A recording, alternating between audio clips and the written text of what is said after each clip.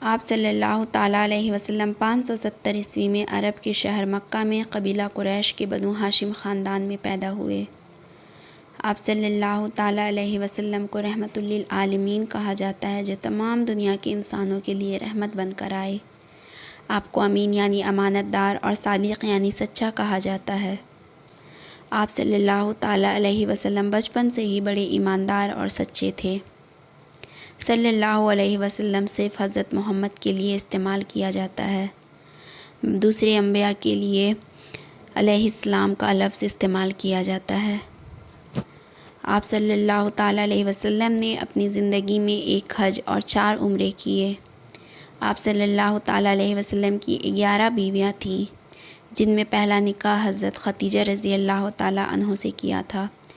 اس وقت آپ صلی اللہ تعالیٰ علیہ وسلم کی عمر 25 سال اور حضرت خدیجہ رضی اللہ تعالیٰ عنہ کی عمر 40 سال تھی۔ آخری نکاح حضرت عائشہ صدیقہ رضی اللہ تعالیٰ عنہ سے کیا تھا۔ آپ صلی اللہ تعالیٰ علیہ وسلم کے 3 بیٹے تھے، قاسم، طاہر اور ابراہیم۔ 4 بیٹیاں تھیں، ام کلثوم، زینب، رقیہ اور بی بی فاطمہ رضی اللہ تعالیٰ عنہ، جن میں سب سے چھوٹی تھی بی بی فاطمہ رضی اللہ تعالیٰ عنہ، جو اہل بیت کی سرکار ہیں۔ بچپن میں ہی بیٹوں کا انتقال ہو گیا، لیکن آپ صلی اللہ تعالیٰ علیہ وسلم نے صبر سے کام لیا۔ یہ بھی آپ صلی اللہ تعالیٰ علیہ وسلم کے لیے ایک بہت بڑی آزمائش تھی۔